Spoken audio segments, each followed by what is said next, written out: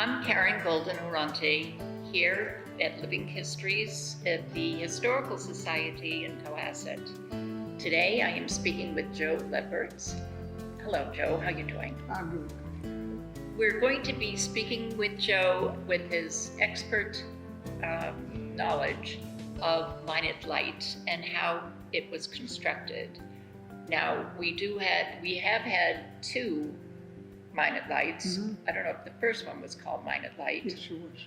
So the name Minot actually came about after there were like 40 documented vessels that crashed on the ledge there, and one of the vessels was owned by a Captain Minot and George Minot, Yes. and therefore they named the lighthouse after him. So now that we know where the name came from, could you do a brief summation of the first lighthouse and how that led to the lighthouse that we all see today? All right. It goes back to around in the early 1830s. There was a group of ship owners and ship captains in Boston, and they produced together the Boston Marine Society. They, at the time, it started in the late 1700s and well into the 1800s. They made all of the decisions on navigational aids and lighthouses and whatever else was coming up to be, which was going to benefit shipping coming into Boston. Around the early 1830s, they came up with, we needed a light down in the Minot area, some type of a navigational aid of some time, because there was a lot of confusion between Situate Light at the time and Boston Light for ships coming around the race.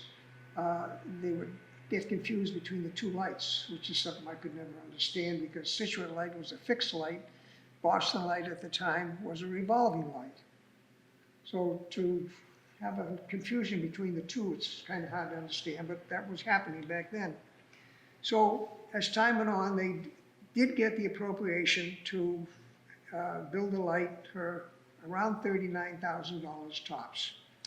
The light was, they went out there in 1834 to survey the ledge, and a group from the Boston Marine Society, they surveyed it and said, well, it's possible to build the light on the outer Minot, even though it's so narrow. They suggested and recommended the inner Minot because it was above low tide and it was higher and wider. They could have put a wider base. But the engineer that they had hired at the time, the Corps of Engineers, he said, nope, I'm going to use the outer Minot because it's the outer ledge. And after that, in 1848, they actually started construction of drilling the holes in the ledge. The contractor was a fellow by the name of Pomeroy. He was from Connecticut. And he had worked with this Captain Swift, the engineer, back in Connecticut, building, as Swift always referred to it, well, it was almost a copy of the Minot. But it wasn't. It was only a 30-foot high tower, small. It was on a granite foundation. And he said, well, we'll build it the same way. So this Pomeroy developed this machine. It was about 30 feet tall. It had a large drill assembly, and it was operated by an axle with two big wheels on each end of it. It had two men on either end. They worked 20 minutes apiece, and they had to change because of the work time. And they drilled the 9 holes, drilled the 9 holes into the ledge. Each hole was 12 inches in diameter and 5 feet deep. So once they got the holes drilled, that's all they could do for the year. They ran out of time. They went to the next year and they finished drilling the last 2 holes, and they started putting the pilings in. Now, the pilings were formed, they were 10 inches diameter for a foot as it went into the hole. They tapered down to a 5 foot down into the base of the hole at 8 inches. And then from the top of the 10-inch diameter, they went up to the coupling, which was around 8 inches at the coupling, 6 inches at the coupling. So it was a tapered piling. And the reason to taper it like that, it gave them a pivot point. So when they got the piling in, they could pivot it to the angle that they needed one way or the other way. Then they had this large coupling, which weighed approximately 700 pounds. They put that on, and they put the second piling on top of that, and it went up to a total of 60 feet. But one of the interesting things is it left the ledge at 8 inches and went up to the top of 60 feet. It was only 4.5 inches, the piling. On top of that sat these, what they call a spider cap. It was a massive cap that went out, sockets on each piling. And then the storage room, the keeper's quarters, and the lantern room was on top of it. That structure on top of the so-called spider cap was estimated at around 30 tons. So you had this very narrow 25-foot diameter base on the pilings. You had 30 tons up at the top. And from the first month that this tower was lit, Keeper Dunham complained to Boston. The tower was shaking both ways as much as 2 feet. He said it swings like a drunken man. And they didn't believe him, of course, but every time they'd go out to inspect everything, it was a perfectly calm day. So anyway, one storm after the other storm, the complaints still coming in, both from the keepers and from the assistant keepers. There are many documented newspaper articles in Boston. So Dunham quit. He says, I don't want to die on this tower. So he quit. Within 6 months, he was gone, October. And the next keeper, Keeper Bennett, came in, and he did his lie about it. He said, it's a perfectly strong tower. He wasn't in 1 month. There was a northeaster came through, and he was complaining like the devil. Well, less than 5 months later, the tower topples over, kills the 2 assistant keepers. So, And that was Joseph Wilson and Joseph Anton, right. Cohasset men. Right. So now the iron lighthouse is gone, and now we need to put another lighthouse up. Correct. How did that come to be? Well, there again, back to the Boston Humane Society, not Humane Society, the Boston Marine Society, immediately, and plus they had a lot of sea captains saying, we need another light back there. Citrus light's got to go. They wanted to close that down. So what they did was they went to the Corps of Engineers and said, we need a light, we need a good engineer to come out. And they had this engineer by the name of Barton Alexander. And he had an excellent background. He came in, he surveyed the ledge and said, yeah, we can do it. It'll be a little wide, it'll be 30 feet wide. So they decided on granite. And the fellow that designed it was a fellow, his boss, the name of Albert. And Alexander was the engineer on the ledge. And he put this whole package together. He hired all the people. They had to be, have a good background, they had to be sober, one of his recommendations. And they had to have a knowledge of cutting granite. So he set up Dublin Island where they would do all the work. The stone would be cut, the stone would be fitted, they'd build up 5 courses, each one would be marked, brought out to the ledge, and installed. But what they had to do first is they had to go out to the ledge with the crew. And they could only work, I think the first year was 130 days they were able to work. They had to cut down the ledge to a level area so they could lay the base of the stone. The first Because they only could do it at low tide. only at low tide. They had 4 hours for each tide to work. And they were able to work during the day. Yep. And does that mean that they also had to work in the middle of the night if it was low They tide? didn't work all through the night. They worked, and that was mainly a safety issue. Yeah. They'd work through dark as long as they had lanterns and the water was relatively calm. They also had a swimmer. The swimmer was right there in a boat in case, because there were many times that the waves had come, a sleeper wave we'll call, come over the ledge and wash one of the workers into the bay. And the swimmer would go out and get them. So the granite came from Quincy. It was Quincy, basically all yeah. Quincy granite. and they would have to get it to Cohasset, and they brought it to Government Island. So we have some great photographs of where they would set up and stage the whole foundation, chiseling for perfect fit. And then they would bring that out to the ledge. okay, and then start another whole course, fit that, and then bring it out to the There was ledge. actually, as you can look at the picture, there was actually 2 sets of stone being cut at the same time. So they would be cutting the first stone up to the 5th level, and then they would take measurements of the diameter they needed, and then start the next level at the same time. So even before this one went out, this one was already probably up above. Let me leave off now. So now Anyway. going out for the first year, they were only able to work, 130 hours the first season. okay. And then they quit, and the second year there was about, I think it was 200 something hours. Third year they were back 130 hours, and then but they totaled out at I think it was 625 hours over the whole course of the construction of the tower at the ledge. That doesn't include the work at the Government Island. So the first stone was laid in 1857. That's when they laid the first stone, the first of the 7 stones for the base.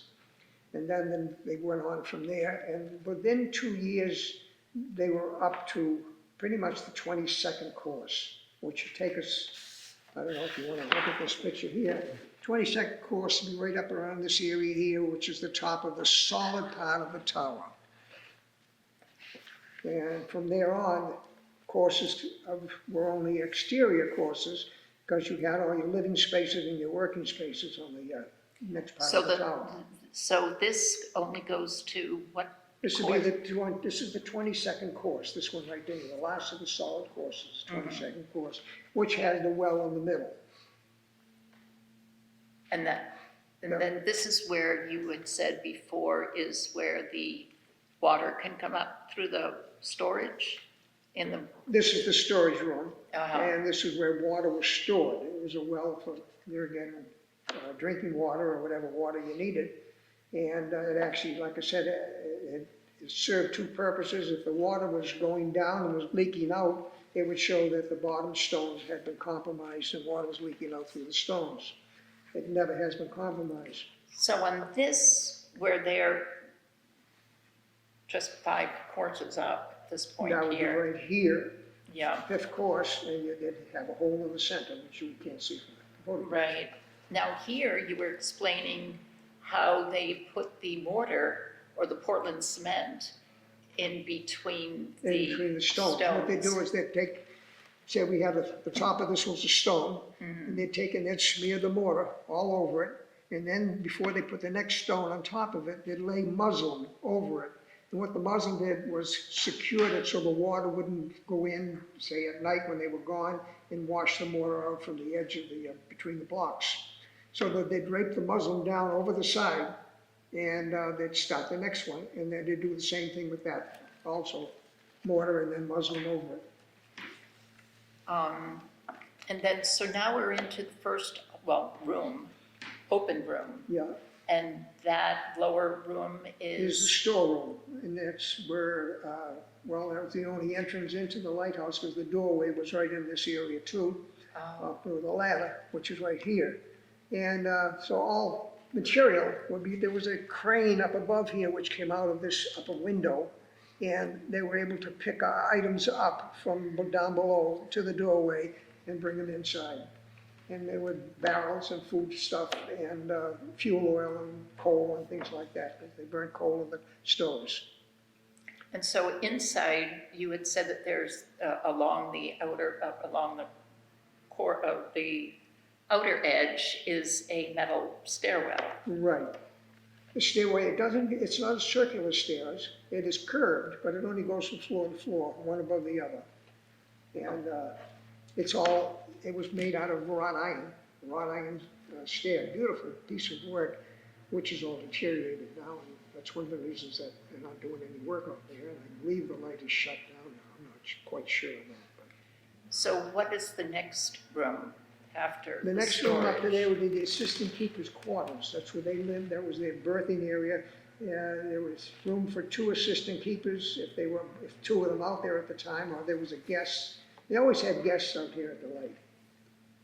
And then the next room up would be the keeper's quarters, and that was his personal room. And then up from there was the kitchen and daytime living area. Mhm. And then above that would be the working room, and they kept their tools, machinery space. And then the next room above that was where the watch room, which was right underneath the lamp room. That's the watch room where the fellow on watch for the night and the one who took care of the lamp, make sure in the time there was a burning lamp in there, he'd make sure the fuel was upgraded, up to date, and everything was working. So the first light that they put into was this copper up top here as Copper well? on the top. And what was the first light that they put in? The first light was was put in 1860, and that was a second order. It was a big lens. We ordered it right from France. Second order is approximately 8 feet tall and almost 6 feet wide, and it rotated on a mercury tub. There was a drum that's just down there on the Government Island now in the copy. It was a large cast iron drum, approximately almost 3.5 feet in diameter. And it had a drum that went down into it, and they put mercury in there. There was about 4 inches of mercury in there. And the drum, mercury being not compressible, the drum sat down on top of the mercury and it rotated. And it worked off of a clockwork. So the lens sat, you can just see the lens here, the lens sat on top of a large iron base. And the whole thing rotated off of a clockwork set of gears. And there were 2 big weights that came down probably to the kitchen area. And every 4 hours, you'd have to, like a grandfather clock, you'd have to pull down one of the weights and the other would go up and then it would work its way back down again. And that kept the thing turning at a particular RPM. And who was in charge of pulling the, Whoever was on the watch for the night. okay, wow. So we were talking that in the first book of Cohasset's history by Bigelow, that the sequence at that time he noted was 1, 2, and then 3. You brought that up to me and I looked into it. Yeah. That was a misprint.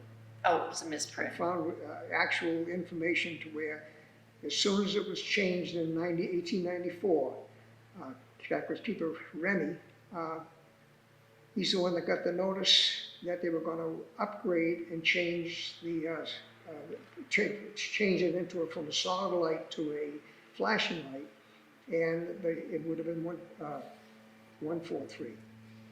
Which was a random number. It was a random number to pick Yeah. off the top, and then over the years, whoever said, gee, that's the lover's light. Yeah, So we'll call right. it, yeah, I love you. Sounds good. So, yeah, I looked into that. So, Okay. So, So now you were involved with the Government Island Park with the renovation of the light in 1987? yeah, actually, I didn't, about 88, 89, I was starting to get involved with the Minot Tower. I was working for the Coast Guard at the time. I was an inspector for the engineering group in Boston when they were doing the rehab on the top of the tower. And I'd go out and inspect the work and make sure it was up to par as far as the drawings were. We had taken the top off of it and put it on the land, all the pieces. That's when Noel Ripley got involved in it. And he said, wow, got all these pieces, we can use them. So we did some scrounging, and we were able to take as much as we could and copy it. And then I got copies of the original drawings out of Washington. And Noel said, well, we want to build it out of wood. He said, it'd be cheap. So I got thinking about it. I said, because he had already had the blocks put on the old Royal House foundation there. someone in town here, a local, Ricky, put all the stones up on the front, so we had the whole base set up. And he says, now we can build the top. I said, well, no, if we build it on the wood, you're lucky if you're gonna get, even pressure treated, you're lucky if you get 10 years out of it. Let's build it out of steel. Oh, that'd be too expensive. Well, let me work at it. So I got tied in with the Koopman family here in town, and they owned a steel mill up in Quincy. And he got interested in the story of it and said, geez, yeah, he says, I got the mill. He says, we can do a lot up there. So I had experience in using metal machines and things like that. So he says, well, here's the shop, use what you need. He said, I will give you all the iron, whatever you need, that we have in stock, no charge. If you have to order it special, then we'll give it to you for cost. So we started off. I'd go up there, I was a school teacher at the time, and I'd go up there after school in Quincy, and I'd be putting this whole thing together. And we used the exact dimensions and drawings in putting this thing together. And we had a lot of it made at the school too. I got the school involved in it tremendously. All the window, we call them muttons here, they were where the glass sits into it. They were actually a drainage trough. Take the condensation and collect it and then evaporate it. We took one of them up there and had one of the kids machine it out to make a copy of it out of aluminum, and then sent it over to the metal shop, and they finished it off, and we sent it over to the Witten foundry, and they did it over there for cost. We made, I think there was, I forget, 16 of them maybe that we had to have cast. They were probably 2 feet long. So they did it for us just for cost. And then we put the whole thing together. We got the Navy involved in it. They came down here from Weymouth, South Weymouth, with their crane truck, and they picked it up and, the steel mill brought it down here to Government Island. The Navy put the crane truck here, and they lifted the whole thing up and set it on top of the stones. And then where did the copper ball come from? That's another story. I was working on Citrate Light at the same time, relighting Citrate Light and doing some work on it. And Citrate had a condensation problem inside the tower, and I had calculated it till we needed a vent. So I needed something big enough to put a fan in. Well, Citrate didn't have a ball, didn't have any vent at all, so it was wet inside. So I said, well, we're gonna need a second on a Lighthouse ball, which was the same size that Minot had on it. So I had a friend of mine that owned a museum up in Maine. I called him up and he says, yeah, I've got one sitting on my front porch. Well, they come in 2 pieces. You get the ball, and then you got the base that goes up inside the ball. So Koopman hopped in his truck, him and a helper. They went up there one weekend, got the ball, brought it down here. I took it over to the Coast Guard depot over there in Weymouth, where they do all the buoy work. They sandblasted it all down, cleaned it up, painted it for us. I took it up to the steel mill, and I had hired Herbie to make the ball for Citrate. I said, then I had got involved in Minot, and I said, well, we need another one for the Minot copy. So Herbie Jason. Herbie Jason and his brother Ken worked on it. And Herbie took that, and he used the iron ball we got from Maine as a template. He took 1/8 copper, cut it in pie-shaped pieces, and he formed each piece to go around and then welded them all together with copper brazed. And then he's got that done, and they look beautiful. And I put the one over in Situate that got installed, and that worked fine. So we needed the dome made too. So I had made all the framework of up there and on the steel mill. So I said, Herb, now we need to make a copper top to this. He said, wow, okay. He says, so he got started on that. And as I say, we got it all on film. So Herbie did all the copper work. Then we got it all installed, the top on it and everything, and then I moved down to the Cape, and Herbie took over and actually did all the brass work on the tower that's down there now. Did a wonderful job. It's a great park, yes. And Herbie got the school, the VOTEC, to do a lot of the machine work on the copper, on the bronze and copper brass work that he was making there. So a lot of it there was a lot of people involved in that, not just me. And we got a lot of different folks involved. Well, it's certainly a big part of Cohasset's history. It is. For the, that you can Yeah. see that lighthouse very distinctly The located only there. trouble we're having with it now is the deterioration of it. It's very bad, so the Historical Society is going to do some fundraising. They're going to try to rehab the whole thing next summer. And you were talking about the interior stairwell, but even the exterior. Well, that's the tower itself. I'm just talking about the model down there. And Oh, Government I'm Island sorry. Deterioration, not the Okay, tower. that. The tower out there is privately owned. So That's no one right. can do anything with it except the fellow who has it. Got it. Unless the Coast Guard takes it back and turns it over to someone else. Bought it for $220,000. I heard it was 165. Oh, okay, make the bargain them down then. So let's talk about you're talking about the copper and even the stainless steel section, or mostly the top of the at the park? Is that what's disintegrating? No, the deck is just disintegrating. The one out here, the one down Government Island. Yeah. The whole deck is just rotted away. Oh, The deck was, I made the deck and to look like the one that's out there, except the one out there was bronze, 2 inches thick bronze, but we couldn't afford that at the time. So I took it, they gave me all the steel, I made pie-shaped pieces. Each piece was about 5 feet. The whole deck was around 20-something feet in diameter. And each one overlapped and they were screwed together. And all I could get was, at the time, I think was 1/4-inch steel. Well, not realizing that salt was going to get on it, I looked at it last summer and I said, oh my gosh, there's nothing left of the thing.